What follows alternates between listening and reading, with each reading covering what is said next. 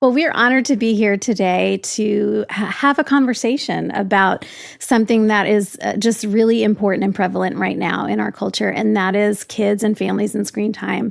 And so I want to introduce you to some amazing people to facilitate this conversation. We have David Thomas and Sissy Goff from Daystar Counseling Ministries here in Nashville, Tennessee, and they meet with hundreds of thousands of kids and families every week, every month here at Daystar, and are just on the front lines learning about what parents and kids are dealing with. And then we have Minno's CEO, Eric Goss, and myself. I'm also from Minno. My name is Jess Wolstenholme, and we get to partner with these amazing people to help make families stronger together. And so we hope that this conversation will really help you and your family and the families that you lead in ministry. So we're just going to dive in and talk about what you guys, between Minno and Daystar, we are interacting with tens of thousands of families every week. And so we really get to see kind of the good, the bad, and the ugly of what everybody's dealing with. So we just want to talk about today what you are seeing families are dealing with post-COVID and the screen time mess that we really are dealing with. It's really become quite messy because of how much technology we've had to rely on over the past 2 years. And we just want to kind of open it up. What are you seeing in the lives of kids and families today? We could talk a little unique to gender because I see a lot of families with boys and you with girls. I would say with parents of younger boys, I'm seeing a lot of what I would call kind of walking back into healthier screen limits because of just the reality that every family was facing in different ways during, the front side of pandemic and the stay-at-home orders, and then throughout working from home and the tension that I think every family has reported in some way of, in order to just stay employed in my job, I had to park kids in front of a screen, or they were doing all of their schooling at one point through a screen and then much of their schooling at another point, and the guilt that I see so many parents of young boys experiencing and saying to me. I had a parent just yesterday in my office say, I don't even feel like I know what healthy screen time limits for my son are anymore because we've had so much for so long that was a part of survival. So I'd say that with young boys. I think with older boys, with adolescent guys, I am seeing young men who are just out of practice, that they've spent so much time in front of a screen, not just doing school, but also with friends, that they've lost the practice of what I call true engagement. And so I've never seen as many young men who are as fearful about getting their driver's permit or their driver's license and not even interested. Whereas at one point in time, I couldn't put my finger on an adolescent boy who wasn't just chomping at the bits to get his driver's license, and young men who are really fearful, like paralyzing fear about asking a girl to a school dance because they've maybe had a year to 2 years lack of opportunity to just be in that practice of all that's involved in walking up to a girl and saying, will you go to the dance with me? And so I'm seeing so much evidence of where that lack of practice is spilling into just a lot of fear, crippling fear for a lot of adolescent guys in different ways. What are you seeing with girls? Well, it's been interesting because I think you have talked forever about how screens disrupt regulation for boys and how hard it is sometimes for them to transition. And I am hearing more parents talk about young girls who are having a hard time getting off screens. And some of it, I think, is, we just are continuing to see the rates of anxiety rise in kids. And one of the ways it manifests is kids have trouble with transitions. And so sometimes we don't think, and we end up frustrated with kids because it just looks like they're not willing to turn off the device, where it's more about the transition and that provokes so much anxiety inside of them. And so I think as girls are becoming more and more and more anxious, that transition time is hard. It's impacting their screen use, and it's impacting their parents' level of frustration with them because it feels like they're pushing against when that's not really what's happening.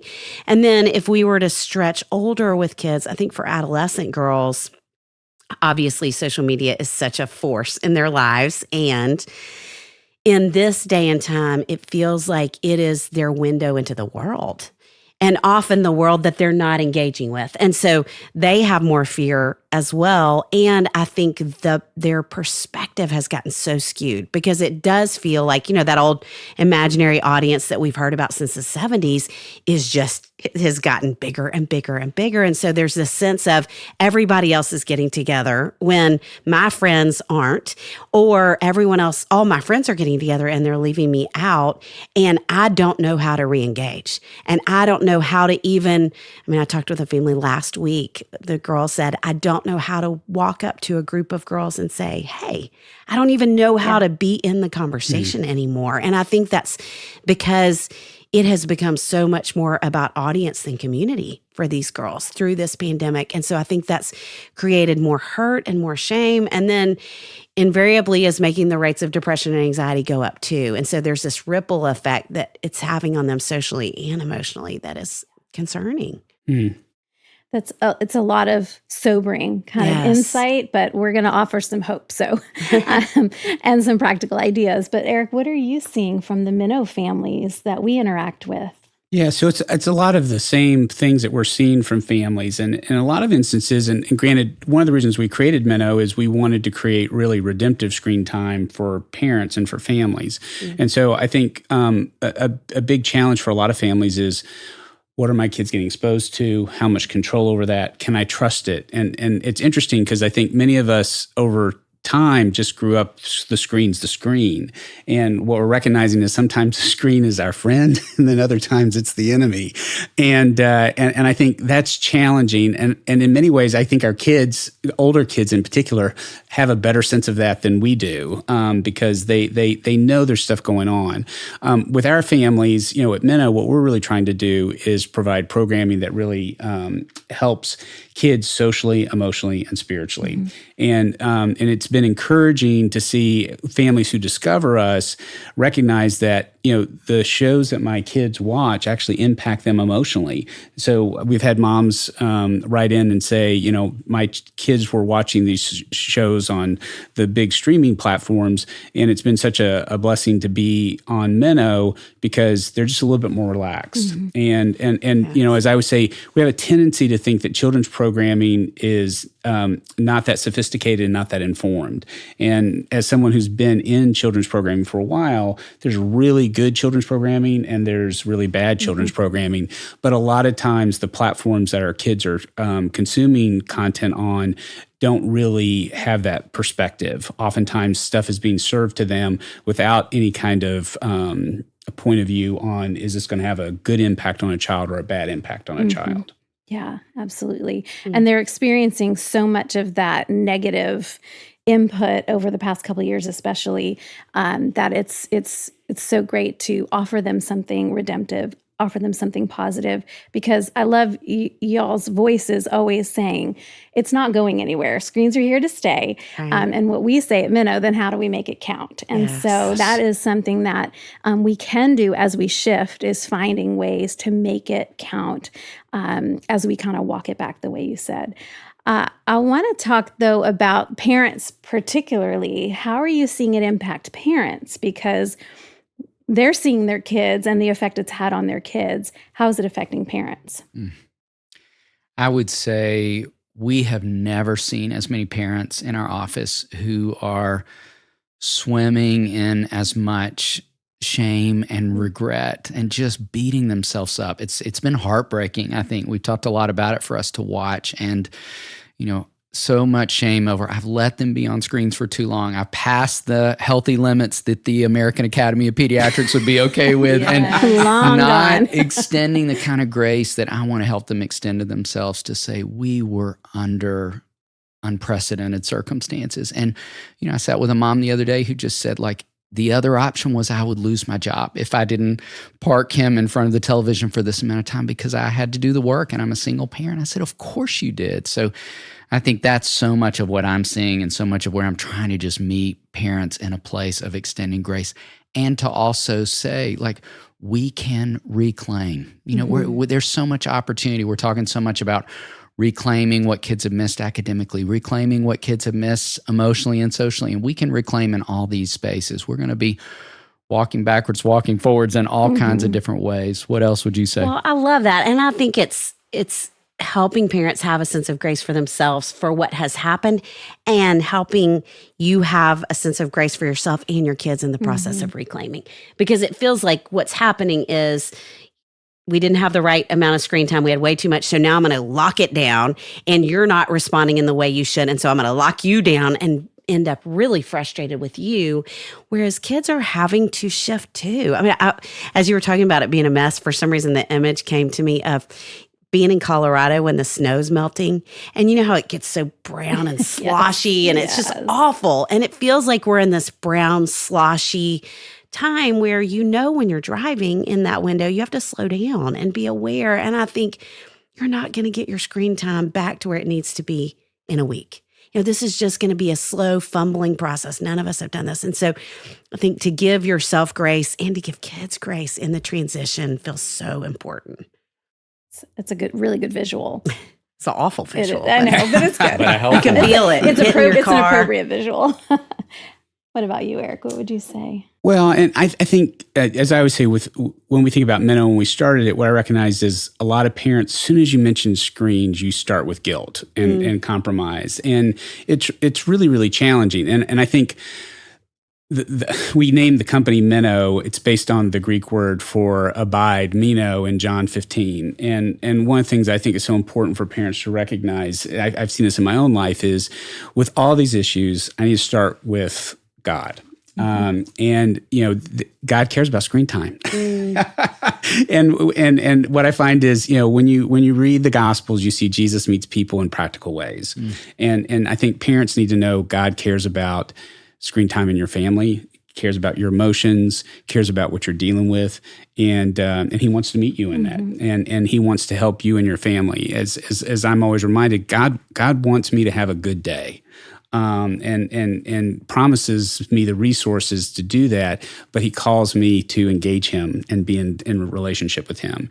And with that, I think for parents, the encouragement I would give is talk to your kids about it. And be in relationship with your kids, because I think so many of these things, for me as a dad of 3 girls, where I recognize it's so easy for me to get in the habit of managing them versus actually to relate to them. And our lives are super busy. And in many ways, as we get post-pandemic, they're busier than they've ever been. There's a sense of wanting to catch up for what we've missed out on. And I think a lot of this is asking ourselves, why do we feel that way? Why do we feel compelled? And oftentimes what I recognize is there are things that I'm chasing that I don't think God wants me to chase. And asking me to take a pause. And as we talk about screen time, I think oftentimes, what am I trying to accomplish with the screen time? And do my kids understand what they're trying to accomplish with the screen time? Because I've had my oldest daughter come to me and say, you know what, I recognize I use screen time because I'm bored.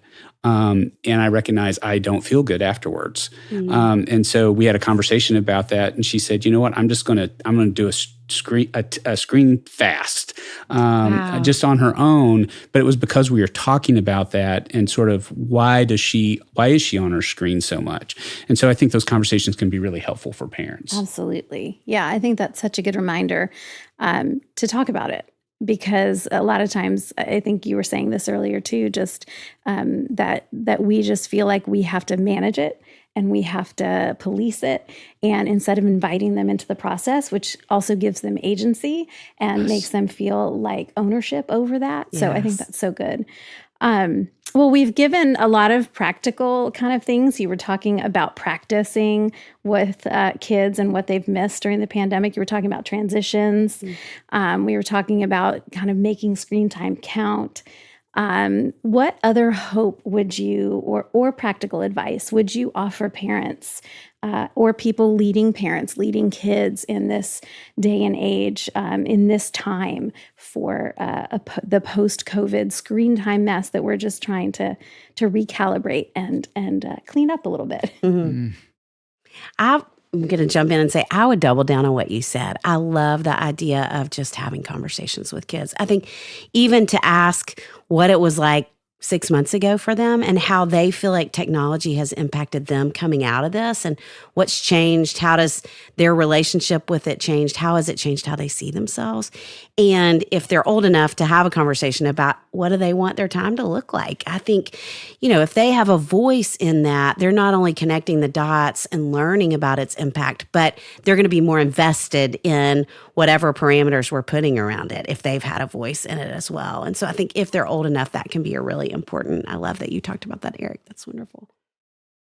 I think the thing that stood out to me is just remembering, even in the hard, as we all know, the best stuff happens in the growing seasons. And I think, it's wisdom of Romans 8. Like, we know that we get to perseverance and character after we stop off in struggle and suffering. And so I think even as we're rebuilding and reclaiming, and it's hard, and there are meltdowns, and there are all the things we've been discussing, that there's good growth happening in that for all of us. And as you wisely said, like, opportunity for us to go back to God, to lean into Him, for us to ask as parents for more wisdom. I don't know what to do with this. I don't know how to dial it back. And so I think there's a lot of opportunity in the midst of the hard.